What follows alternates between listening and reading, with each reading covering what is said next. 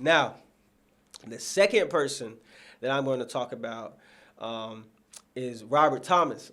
Okay, foundation to me is very important, right? You can't build a home that will last without having a solid foundation. And I don't think that a parent can raise a child successfully without having a solid foundation.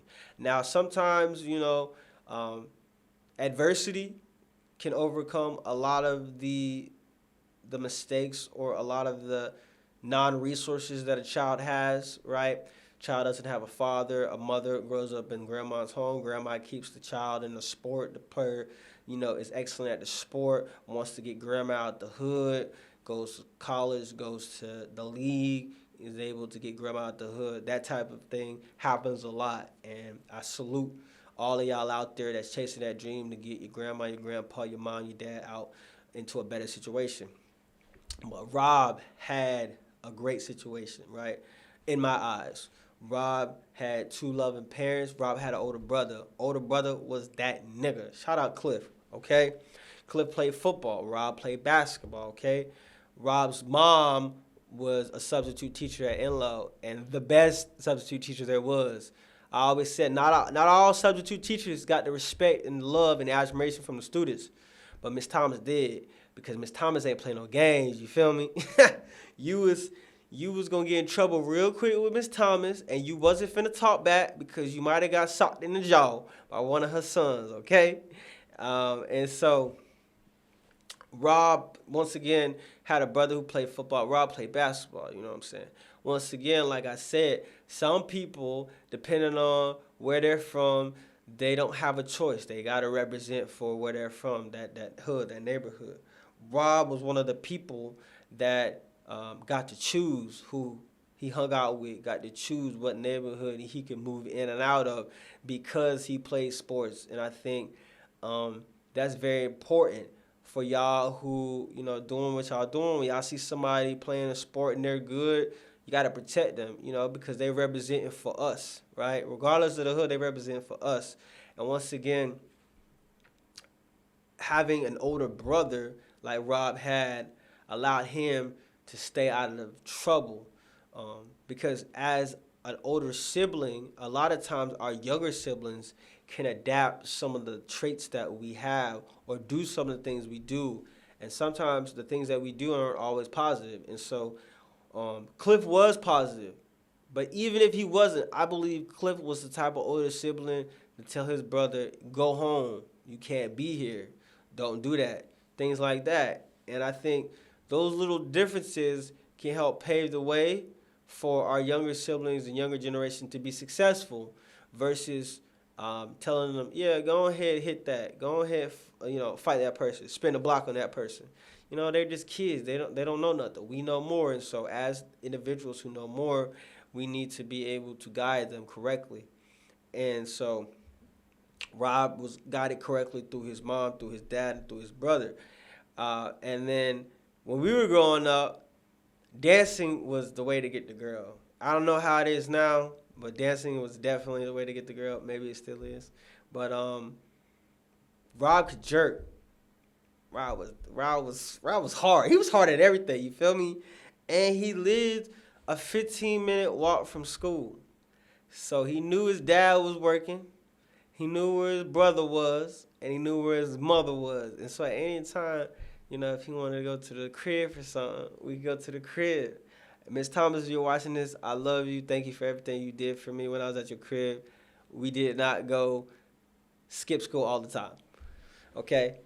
But there was a couple times. It was like that, the early releases and stuff like that. We was there. But anyway, I knew Rob because of his roommate. Excuse me, not a roommate. Because of his neighbor, which is basically his roommate, Walter Lee. So it was me, Walt, Rob, and it would be, a various a various fourth or fifth person that would come around, and we kicked it hard throughout high school. And Rob showed me a lot of love, man, because I lived like 45 minutes away, but my mama worked down the street at Wake Med. So every time school would get out, at, 4, 5, whatever, my my mom wouldn't get off work till 8, 9 o'clock. So in that time frame, I had to kill time. I had the whip with me. We called it the flows back then. I had the flows. I had my L's. That's your license, and flows is your car. So, I would kick it with him. And I remember this one time, Mom, this is probably the first time you heard this, so don't be mad. But this one time, it was me, Rob, and Walter, and my grandma, God bless her dead. She had a Ford Explorer. It was a 4x4. And one time we was going to Crabtree Mall, and I'm driving, and one of them was like, yo, look at that girl. So I turn around, and boom, I hit the back of a car. There was like a little, median in the middle. I whipped that motherfucker so goddamn hard, went back to the crib, went back to Walter's crib, sat the car there, freaking out. My parents did question what happened, but I was like, I don't know. You know what I'm saying? But I was with them, and that happened. And Walter can collaborate with that story, or corroborate, whatever the word is. You know what I'm talking about. But anyway, that's the background of me and Rob's relationship. Now, Rob was shot July 5th of 2022. He was 27. So 11 years after Polo had died, and Robert was at Polo's funeral with me and Walter. And so I'm not sure about exactly what happened, but I do know I got on Facebook one day and I just seen everybody talking about, God bless the dead, I'll see you again, woo, woo. And I'm like, well, hold on, bro. Why everybody got Robert Thomas' name in this, right? I had just seen he had dropped some music, dropped the video. And the thing about Rob, there's a Rob in every hood.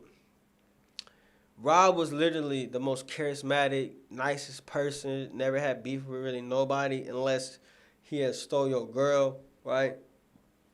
Because his mama had taught you, or your brother or yourself played football with his brother, or you played basketball with him at the Y, or whatever the case may be. So really, Rob was like what Deion Sanders is to Colorado. So like, imagine somebody from Colorado shooting Deion. I pray that don't happen. I'm just using that as an example, right? That to let you know how big Rob was, right? And if you don't think Deion Sanders is big, you're tripping. But once again, Rob was shot, and I don't want to speculate, but I was told there was an argument. And I don't know if alcohol was involved, but there was a firearm involved. And so what I want to talk about is how alcohol and firearms together, right, in the wrong hands, it's always going to lead to some bullshit. And I need to know. I need to know if you strapped, okay? The easiest way to tell your homies you got that thing on you is saying this. Ready? I might see a dyke tonight. Why? Check this out. A dyke is a girl who like girls. A dyke uses a strap on. You're telling me if you see a dyke tonight, you got the strap on you, okay? Easy. Because I need to know that you strapped and you're drinking. Because I know those two are a recipe for disaster, okay? Also, I need to know you strapped because I might have something on me that could get me in trouble if the police come around and everyone's getting searched. How many people have caught a charge because you was with somebody who was strapped or who had something on them and you didn't know, and you end up getting searched and they find something on you and now you got a charge because you was around this person? I am way too old, way too smooth, getting way too much bread to have a charge like that, a charge that come with 12 to 24 months of probation. What I look like being on probation? Nah, bro. The last probation I was on was academic probation. Psych. Ain't never been on academic probation. I ain't never gonna be on probation legally either. So if you gonna see a dyke tonight, you need to let people know that are with you. Or you already know your homie got it on you. If you already know your homie got it on you, you already know what time it is. So Once again, I'm not saying alcohol was involved, but I know there was a conversation, there was a dispute. Rob had hands. Because Cliff had hands, and I'm sure Cliff showed Rob the ropes, the hallway, you feel me? So, one of the things also that is terrible about the situation is that a baby died. So, the person that opened fire not only hit Rob, but he hit a baby. Once again, around $7,000 for a funeral. So now you got 14 bands right there. Now I know for sure Rob's family, Rob's friends in the city definitely helped out with that. But what about with the baby? I'm not sure, right? So that's 14 bands right there between two people that was killed by somebody that looked like us. And that person maybe got 15 years, probably got more because they killed a baby. And once again, when you got that firearm on you and you've been drinking, it's way worse. That's why to all y'all out there, I know a lot of y'all are going through things and you're in places where you gotta have that thing on you for your life, right? It's either kill or be killed. But if that's the case, you need to be sober, bro. You don't need to have no weed on you. You don't need to have no liquor on you. If somebody wants my life, I am sober and I am, you know what I'm saying? I'm cocked back, safety off, all of that. But nobody want to kill me right now. So I can be inebriated. I can be smoking some good stuff for my health, right? If I wanted to. Because I don't have to worry about all of that stuff. But when you got to worry about all that stuff and you getting drunk and you getting high, bro, you just asking for something to happen. And so, once again, it's a sad thing because 2 lives were lost. And then a third life was strictly cut down because when this person gets out, if he gets out, you're going to be a felon. There's not going to be a lot of opportunities for you. You're going to have to get back on your feet. And that's why the statistic is so high for people who get locked up to go back, because the system isn't designed for you to be fully rehabilitated. The system is designed for you to be marked for life, for you to go back, right? Because when you go back, the system makes money and the private investors of the system get richer. And, you know, I don't own a prison. I don't plan to own a prison, right? But if you told me I can own a basketball team and the more we win, the more people will come see me, the more I can get paid, I'm going to do everything in my power to make sure we win as much as possible. So, for someone who's a private investor for a prison, if you told me the more black people that die, or the more black people that get caught in charges, that get locked up, that get sent away, the more money I can make, and I have political power, what you think I'm going to use my political power for? I'm going to use my political power to make more money. In order for me to make more money, there needs to be more people locked up, which means there needs to be more unfortunate events to happen in the hood. We need to stop that, okay? We are giving these people money by taking each other's lives. We are making each other poorer because most people don't have a $7,000 funeral emergency fund. They have a $7,000 emergency fund for emergencies. A funeral is an emergency. Now, if someone's got, level 4 cancer or something like that, then we can plan ahead and say, okay, dang, this is finna hit the fan. But when someone's arguing and then all of a sudden someone opens fire and they kill a baby and they kill, somebody who's 27, that's inexplicable, bro. That's stupid. And so I just want to say, rest in peace to Rob Thomas, and and shout out to Cliff, and shout out to Mrs. Thomas. And I know it's gotta hurt. Rob lost his father. And so, Cliff's now taking care of his mother. Lost a brother. The hood lost a beautiful soul. He was a son. He was a cousin. He was a nephew. He could have been a father. We'll never know now. But I do know for sure he would have been a great father. His son would have been the shit.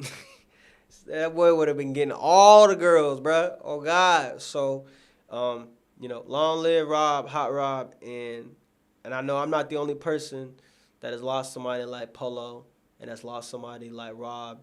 And so, for y'all who have lost somebody, whether it's to murder or just a sudden death, I hope you can start reaching out to people and start talking about these things because they need to be talked about. We can't keep it inside. And we need to start having these conversations on how we can prevent this from happening because, like, it don't make no sense. We went from having the police kill us to us killing ourselves.